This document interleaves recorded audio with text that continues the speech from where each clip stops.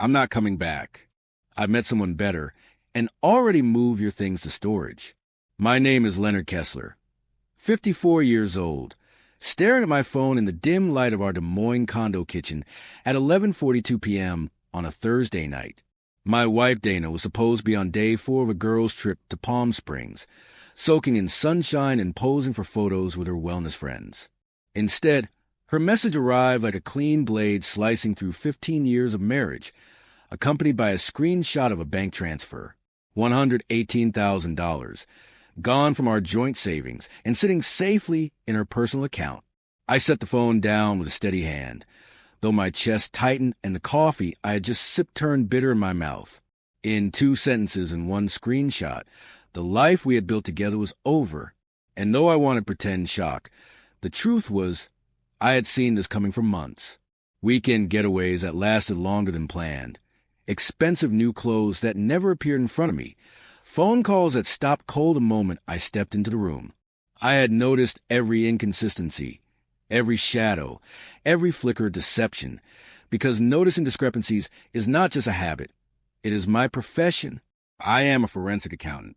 Numbers, timelines, hidden movements, these things speak to me louder than words ever could.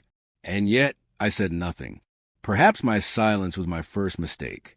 Or perhaps the mistake was earlier, marrying a woman who thought my life's work was nothing more than dull spreadsheets and endless numbers. I opened my laptop and logged into an email account Dana never knew existed. 3 alerts from my private bank security system blinked at me, each one confirming what her text had already made clear. Someone had attempted to change passwords on accounts she did not know existed. Dana was being thorough. I almost respected the effort. I typed 2 words back to her message. Good luck? Then I called my brother Jason. Remember that contingency plan we discussed 5 years ago? I asked quietly. It's time. His pause stretched heavy before he answered. Are you sure? I glanced up at the only framed photo in the condo that still held both of us, our wedding picture, smiling, young, full of naive confidence, and I felt something in my chest collapse. Yes, I said. She just made her move. After I hung up, I stared at that photo longer than I should have, realizing I should have noticed it too, noticed how everything else in our home had already shifted to her taste, her image, her story. Dana Bowman had been a bright flame when I met her at a University of Iowa alumni event. I was 38, recently divorced from a brief first marriage, consumed with growing my practice. She was 34, vibrant, ambitious, and uninterested in the details of what I did. I don't need to understand the details, she'd say with a laugh. As long as you make enough for us to live well. We married after a year. I funded her yoga studio with my savings. When she wanted a larger house, luxury cars, vacations abroad, I provided. My father once warned me while we worked on his deck, hammer balance in his hand, eyes steady. Son, I notice your wife spends a lot of your money. Just make sure she values what you do to earn it. I brushed it off, but his words settled deep, resurfacing often. 6 years into the marriage, I began protecting myself. Nothing illegal, just careful structuring, 2 LLCs, trusts, crypto, and offshore accounts. Dana only knew about our shared checking and savings. Meanwhile, she grew more immersed in her influencer world, posting filtered pictures, expanding her following, traveling constantly. I accepted the distance until last Christmas when she forgot my birthday altogether. She bought me an expensive watch the next day, brushed it off with excuses, and I accepted it silently, though that night I finalized the last part of my contingency plan. The morning after a text, I moved through routine like muscle memory. Coffee, laptop, quiet precision. I froze joint accounts, flagged a $118,000 transfer, and contacted my attorney with proof of misconduct and divorce instructions. When I called my mother, her voice carried sadness but little surprise. I'm sorry, Leonard, but I can't say I didn't see this coming. What will you do? She asked softly. I looked at the empty condo around me, stripped of warmth, stripped of us, and I answered simply, what I've been preparing to do for years. Protect what's mine. Soon Dana's name lit up my phone. Call after call. Text followed, panicked, sharp, accusing. What the hell did you do? The money's gone. My cards don't work. I ignored them and instead drove to the storage facility she'd mentioned. Inside, I found only 2 boxes of clothes and my laptop. The rest, family photos, my father's keepsakes, the fragment of shared history, were gone. Something hardened in me then. This wasn't only betrayal. It was erasure. 15 years wiped clean as if I had never existed. At a coffee shop nearby, I opened my laptop and searched everything I could on Trey Harmon, the man Dana had tagged endlessly in her photos. The someone better. His finances were a disaster. Debt, max cards, a lease beyond his means. Dana had even co-signed a car loan 2 months ago. Suddenly, her transfer, her escape made perfect sense. I closed the laptop, calmness replacing grief. For the first time in years, my mind was clear. On Monday, I walked into my office as though nothing had happened. My assistant Valerie looked up in surprise. "Leonard, I thought you'd be taking time off. Dana's been calling here." I kept my tone steady. "If she calls again, tell her to contact my attorney."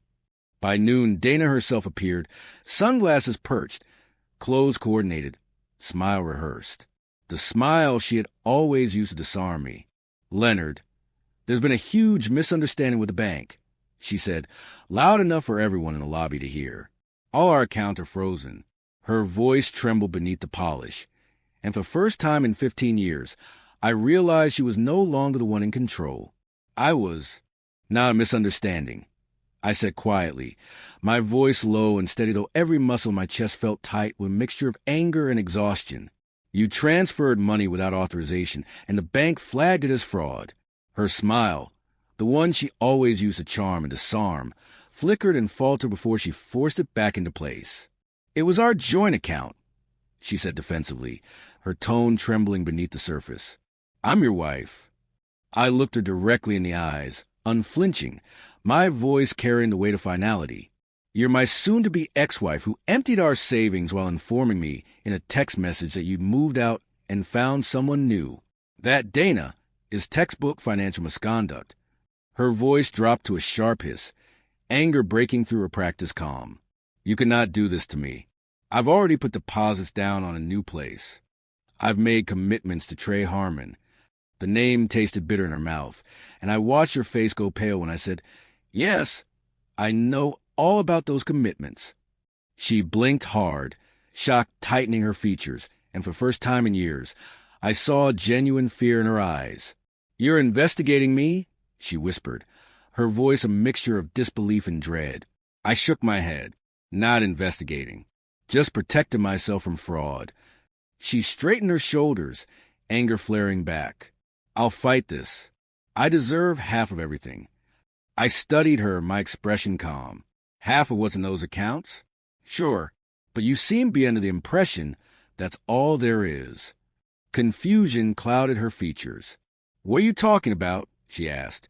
I let the silence hang for a moment before answering evenly. "You'll find out in discovery."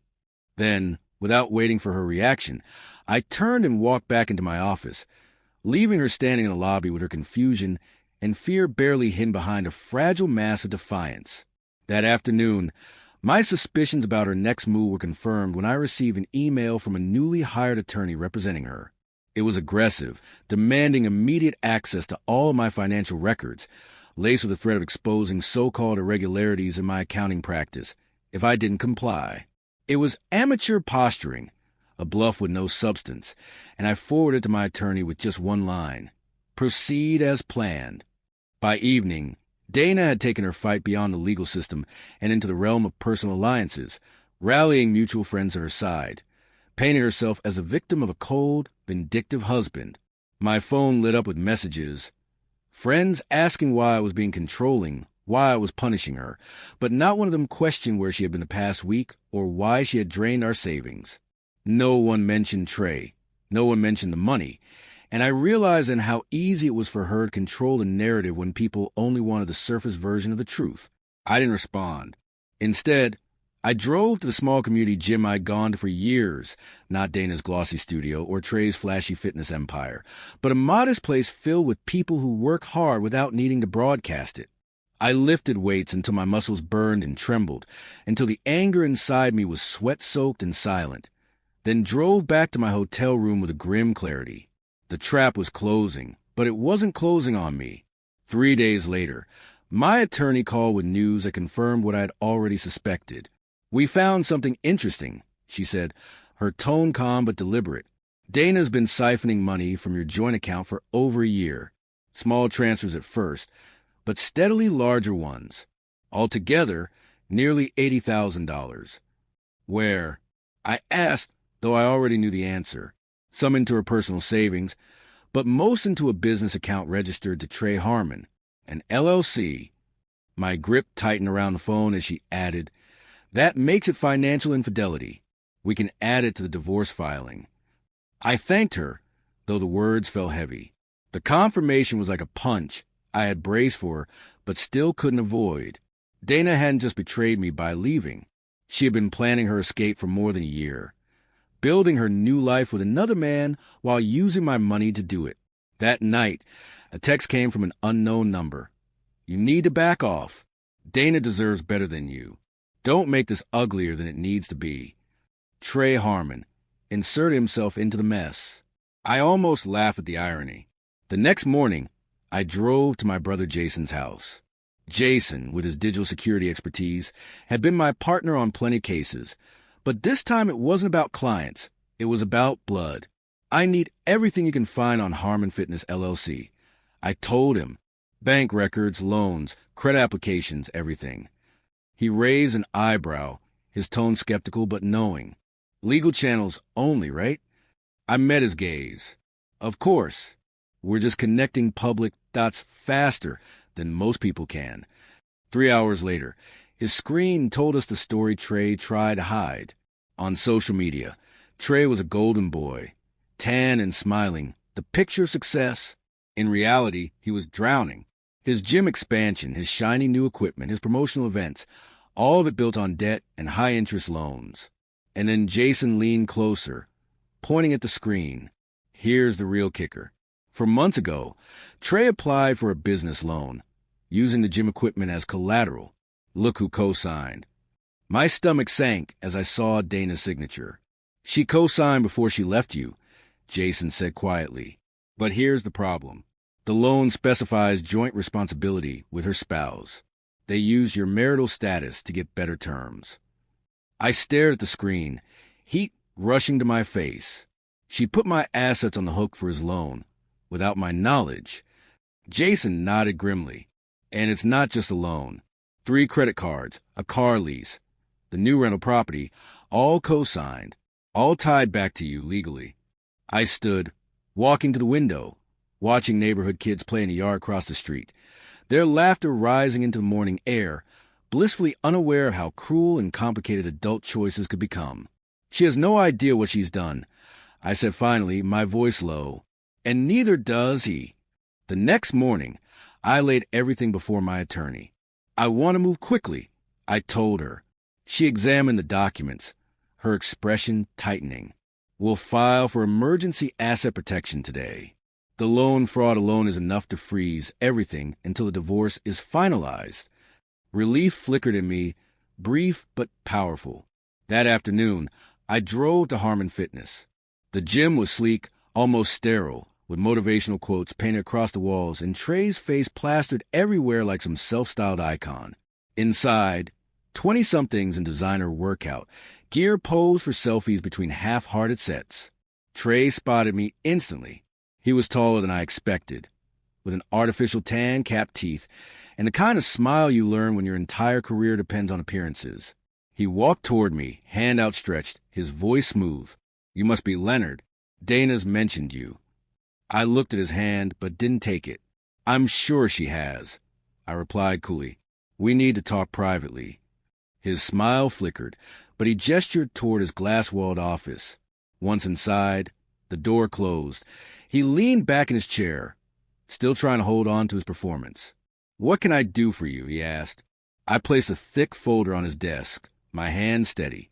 "This is every financial document connecting you to Dana. Loans, credit cards, leases, all co-signed using my marital assets as security. He picked up the folder slowly, uncertainty flashing in his eyes as he flipped through the first few pages.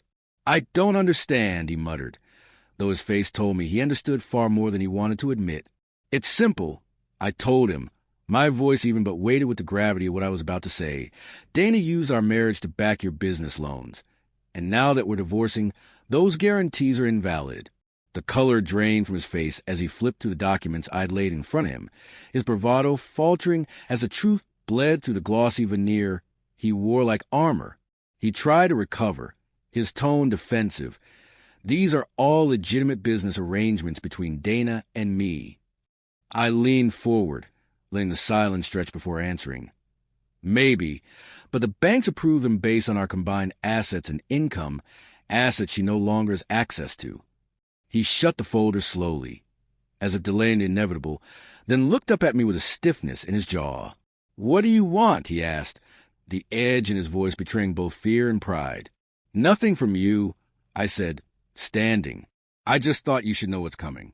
The banks will be calling those loans due very soon." His face hardened, a flicker of resentment sparking in his eyes. "Dana said you were wealthy. That money's not an issue for you." I met his glare calmly. "Money's never been the issue.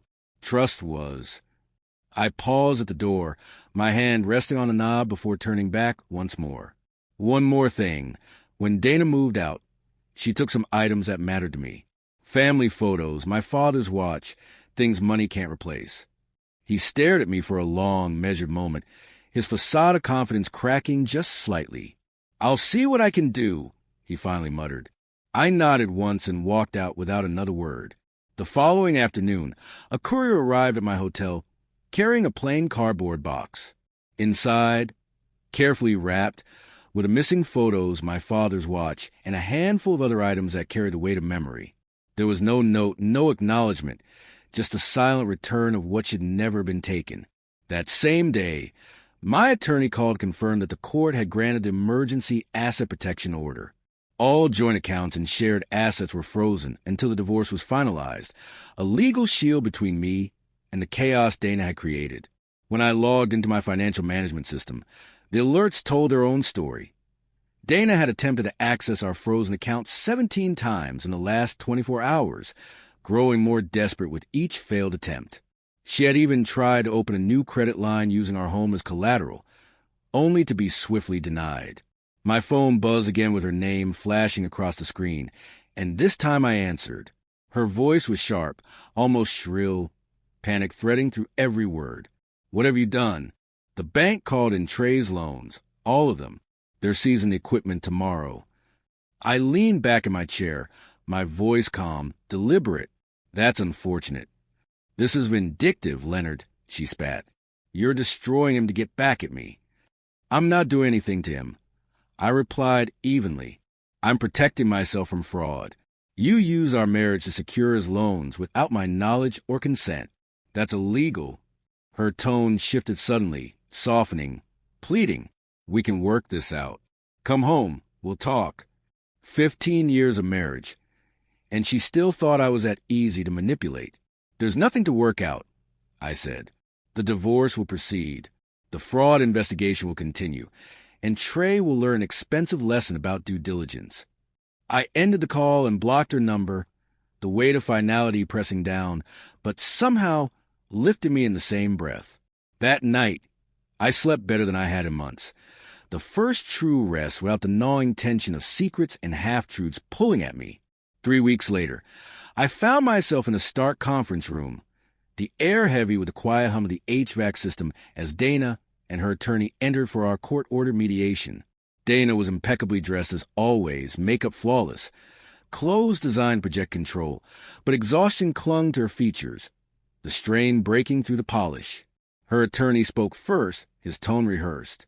"My client is willing to be reasonable about the division of assets despite the aggressive tactics employed thus far." My attorney, calm and unshaken, offered a polite smile. "That's good to hear, because there's been a development." She slid a thick document across the table, and Dana's attorney snatched it up, scanning quickly. "The bank has completed its fraud investigation," my attorney continued. They've determined Dana forged Leonard's signature on multiple loan documents, using marital assets as collateral without his knowledge. The color drained from her attorney's face as he stammered. "We'll need time to review this." "Of course," my attorney said smoothly. "But you should also know the bank has already referred the matter to the district attorney. This meeting is a courtesy before criminal charges are filed." Dana turned toward me, eyes wide, her voice cracking. "Criminal charges? Leonard, you can't be serious." I met her gaze steadily. "I didn't file the charges. The bank did. That's what happens when you commit loan fraud."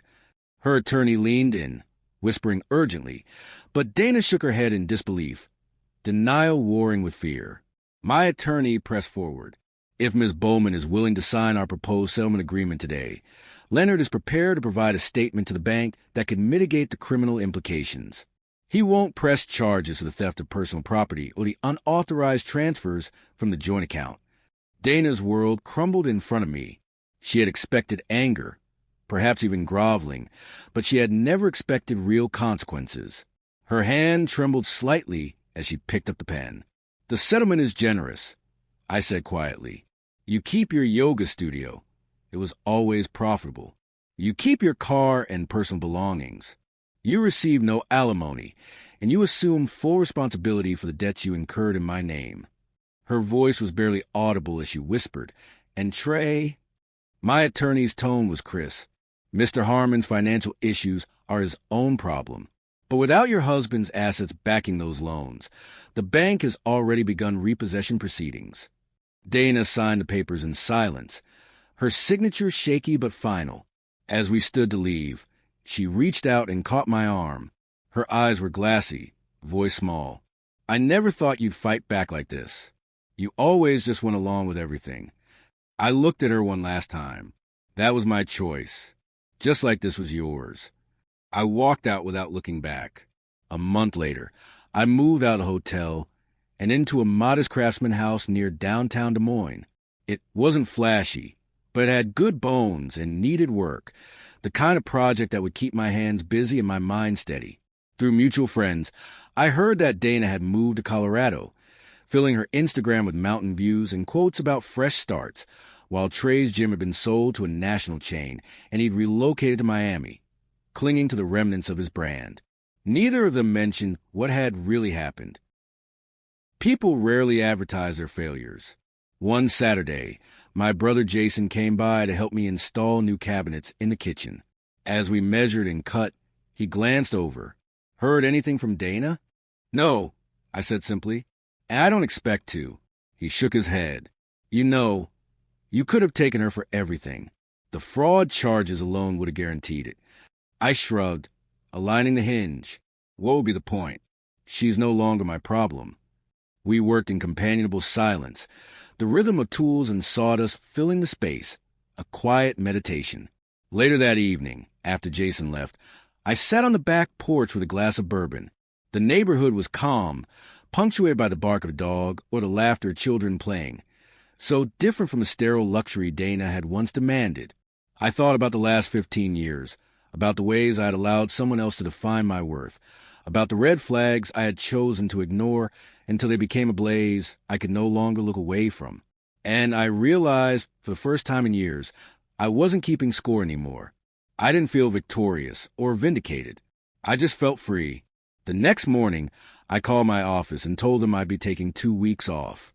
I packed up my truck, locked the front door, and headed north toward the cabin in Minnesota. No itinerary, no expectations, just the open road ahead.